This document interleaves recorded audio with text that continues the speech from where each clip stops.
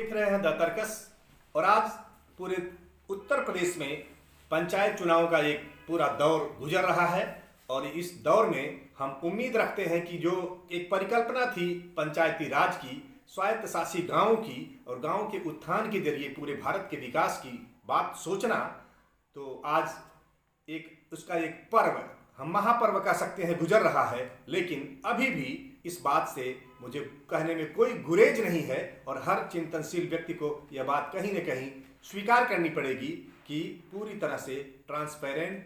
Fair और fresh चुनाव अभी भी संभव नहीं हो पा रहे हैं। उसका कारण क्या है? जनता में जिस तरह की चेतना और जिस तरह की जागरूकता, जिस तरह की शिक्षा की जरूरत है, शायद वह अभी भी उपलब्ध नहीं है। हमारे देश में, हमारे प्रदेश में, हमारे गांव में अभी भी एक बड़ी आबादी शिक्षा से वंचित है और उसके तमाम सोचने के तरीके और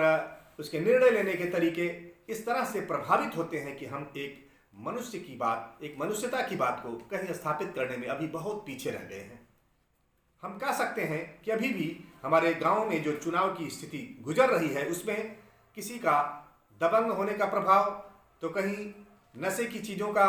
वितरण, कहीं पैसे का प्रभाव, पैसे का वितरण, सामग्रियों का वितरण, यानी अनुचित साधन के प्रयोग की बहुत ही बड़ी संख्या में घटनाएं हो रही हैं। लेकिन ये अलग बात है कि वो किसी पुलिस ऑफिस के जीडी में दर्ज नहीं हो रही हैं, उनके लिए कोई एफआईआर नहीं हो पा रहा है। लेकिन ये एक सच्चाई है और बड़ी घिनौनी सच्चाई है कि हमारे प्रदेश में और जब पूरे देश में भी होता है तो यह पंचायती चुनाव अभी भी आज़ादी के इतने दिनों बाद भी अच्छे ढंग से फेयर, ट्रांसपेरेंट और फ्रेश नहीं हो पा रहा है। इसके लिए सोचना पड़ेगा, विचार करना पड़ेगा, तरीके निकालने होंगे और कुछ तो बड़ी खामियां हैं, हमारी व्यवस्था की खामियां हैं, उसको कैसे दूर किया जाए। ये कोई किसी सरकार पर आरोप नहीं है, किसी व्यक्ति पर आरोप नहीं है, किसी पदाधिकारी पर आरोप नहीं है। पूरी की पूरी समग्रता से हमको सोचना पड़ेगा कि हम जहां खड़े हैं वहां अभी भी हम दलदल में खड़े हैं और उस दलदल से बाहर निकलने के लिए हमको पूरी कुव्वत से काम करना पड़ेगा। एक छोटी सी बात हम आपसे जिक्र करेंगे कि अभी गांव में लोग जो चुनाव की, मतदान की, अपील की प्रक्रिया अपनाते हैं, इस प्रक्रिया में लोगों से मिल करके अपनी बात रखते हैं, उसमें भी तमाम खामियां हैं और उसमें सरकार के, प्रशासन के तमाम दावों और वायदों के बावजूद अभी भी नशे की गिरफ्त में पूरा का पूरा ये चुनाव तंत्र प्रभावित करने की प्रक्रियाएं दिखाई दे रही हैं और उसका नाजायज दुरुपयोग हो रहा है। इससे कोई इनकार नहीं कर सकता है। एक तो ये बात है। दूसरी बात यह है कि किसी गांव में अगर चुनाव प्रक्रिया में मान लीजिए कि कुछ अच्छे लोग आए और अच्छे ढंग से किया, गिने चुने कुछ गांव हैं जहां नाजायज दुरुपयोग की संभावनाएं कम हैं और नहीं हो रहे हैं, वो चिन्हित उंगली पर गिरने भर के ऐसे गांव और ऐसे प्रत्याशी हैं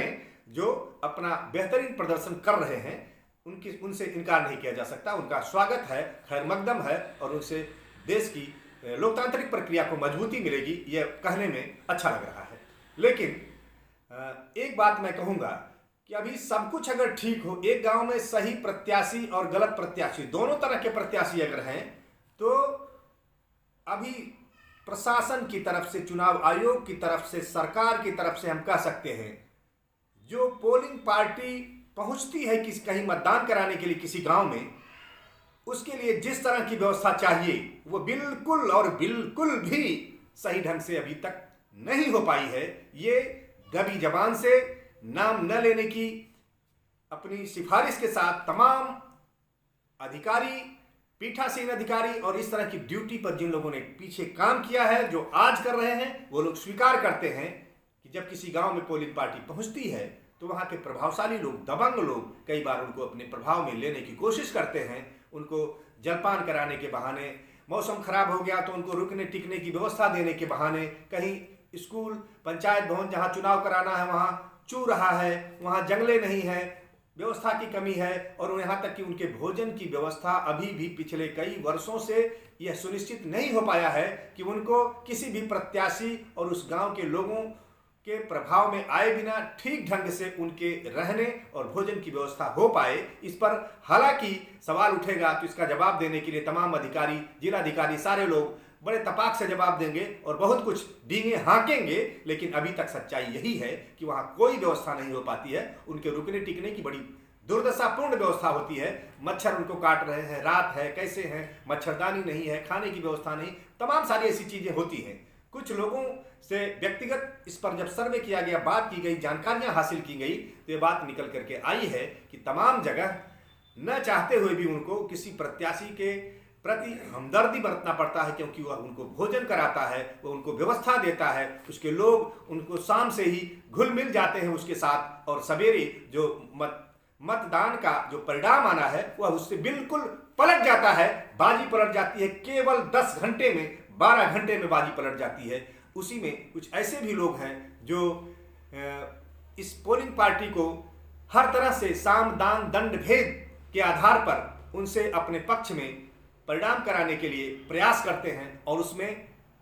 ये नहीं कहा जा सकता कि ऐसा नहीं हो पाता, अभी भी ऐसा होता है। और ग्राम पंचायत के चुनाव में, पंचायती चुनाव में यह ज्यादा होता है बनिस्बत लोकसभा और विधानसभा के चुनाव के। तो ये एक गंभीर सवाल है। आज भी लोकतंत्र के लिए यह अच्छा नहीं है, ये लक्षण अच्छे नहीं है। इसलिए मैं यह सवाल उठाना चाहता हूं व्यवस्था को कि इसको जितनी मुस्तैदी से और जितनी जल्दी यह बात को लागू कर सकें कि जितने भी हमारी पोलिंग पार्टी के मेंबर हैं उनको किसी से भी इस तरह की सहायता न मांगनी पड़े, तो उनको शायद मजबूर नहीं होना पड़ेगा किसी के सामने। और कई बार तो उनको पैसे दिए जाते हैं और उसके साथ धमकी भी दी जाती है कि अगर आप पैसे नहीं लेंगे और हमारा काम नहीं करेंगे तो फिर समझ लीजिए। तो ऐसी हालत में अभी पर्याप्त विचार करने की जरूरत है कि ऐसी व्यवस्था कैसे प्रदान की जाए। अभी हमने देखा है कि कई बार कहीं पहुंच करके वो गांव वालों से उनको मांगना पड़ता है कैसे हम वार्ड करेंगे, कैसे टेबल लगाएंगे, कैसे मतदान के लिए जगह बनाएंगे और क्या क्या करेंगे। तो ये सारी चीजें, इनमें व्यापक सुधार की जरूरत है और यह सुधार होना चाहिए। दूसरी एक बात मैं कहना चाहूंगा चुनाव आयोग से, चुनाव आयोग जो भी चुनावी व्यवस्था उसके हाथ में है, उसको अपनी पहल पर कम से कम शराब तो लॉकडाउन कर देना चाहिए चुनाव से ठीक 1 महीने पहले और कम से कम 1 महीने बाद तक। क्योंकि परिणाम आने के बाद जो नशे में होकर के लोग तमाम इस तरह की बातें कवायदें करते हैं, तमाम इस तरह की हिंसक घटनाएं होती हैं, कत्ल से लेकर के बलवा, मारपीट, झगड़े, तमाम ऐसी परिस्थितियां उत्पन्न होती हैं। यह एक फेयर, ट्रांसपेरेंट और फ्रेश चुनाव के लिए शराब को लॉकडाउन करने की एक परंपरा इस देश में स्थापित होनी चाहिए। और यह मैं कहना चाहूंगा इस देश के न्यायालयों से और उच्चाधिकारियों से, चुनाव आयोग से और शासन प्रशासन के सभी हुक्मरानों से जो इसके लिए जिम्मेदार हैं कि इस देश को अगर बचाना है, मजबूत करना है, सही दिशा में लेकर के चलना है, तो शराब को हर चुनाव के आसपास लॉकडाउन करना बहुत जरूरी है। और इसे तो बिल्कुल कोई इनकार नहीं कर सकता। लेकिन इसके लिए जो कुछ प्रक्रिया होती है 1-2 दिन की, उससे कोई फर्क पड़ता नहीं। ज़्यादा खरीदारी करके पूरा जुटा लिया जाता है। दूसरे प्रदेशों से तक से लोग सस्ती शराब ला करके और गांव में बांट रहे हैं। और हर चुनाव हमारे गांव के सैकड़ों, दर्जनों नौजवानों को नशे की गिरफ्त में पहली बार ढकेलता है और फिर पूरी जिंदगी के लिए उस नशे की गिरफ्त में रह जाते हैं, उससे बाहर नहीं निकल पाते। कैसे हम उम्मीद करेंगे गांव के उत्थान का, विकास का और उसके जरिए देश के विकास का? ये एक ज्वलंत सवाल लोगों के सामने है। ये विचारणीय है, इस पर विचार किया जाना चाहिए। और आजकल तो सच कहना भी थोड़ा ऐसा हो गया है कि लोग सच नहीं बोलना चाहते। कई बार मैं ये चर्चा करता हूँ कि पहले लोग कहते थे कि मैं सामाजिक व्यक्ति हूँ, मैं झूठ कैसे बोलूँ, मेरे पास बाल बच्चे हैं, मैं झूठ कैसे बोलूं, मैं गलत कैसे कहूं। लेकिन आज मामला उलट गया है। आज लोग कहते हैं कि मैं सामाजिक व्यक्ति हूं, मैं सच कैसे बोलूं, मैं राजनीतिक व्यक्ति हूं, मैं सच कैसे बोलूं, मेरे पास बाल बच्चे हैं, मैं सच कैसे बोलूं, मुझे चुनाव लड़ना है, मैं सच कैसे बोलूं, मुझे प्रधानी का चुनाव लड़ना है, मैं सच कैसे बोलूं, मुझे ये सारे चुनावों में भागीदारी करना है, मैं सच कैसे बोलूं। यानी कि ये चुनाव, ये लोकतांत्रिक व्यवस्था, ये सच बोलने से अगर रोक रही है तो कहीं न कहीं बहुत ही खतरनाक लक्षण है। आज जरूरत है कि लोग सच बोलने के लिए तैयार हों। अगर सच बोलने के लिए तैयार नहीं होंगे तो जिस दिन उनकी बारी आएगी उस दिन वो चिल्लाएंगे, बाकी हर दिन सत्य का चीरहरण होता रहेगा और हम इसी तरह से चिल्लाते रहेंगे, देखते रहेंगे, मौज मस्ती करते रहेंगे और जब हमारे ऊपर पड़ेगी तब हम चिल्लाएंगे।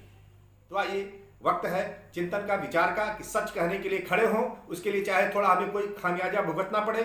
वो ठीक है, उसके लिए हमको तैयार होना होगा, अन्यथा आने वाली पीढ़ियां इस बात को कितनी बुरी तरह से भुगतेंगी और क्या होगा भविष्य, ये बड़ी चिंताजनक बात है। इसलिए सत्य की रक्षा के लिए,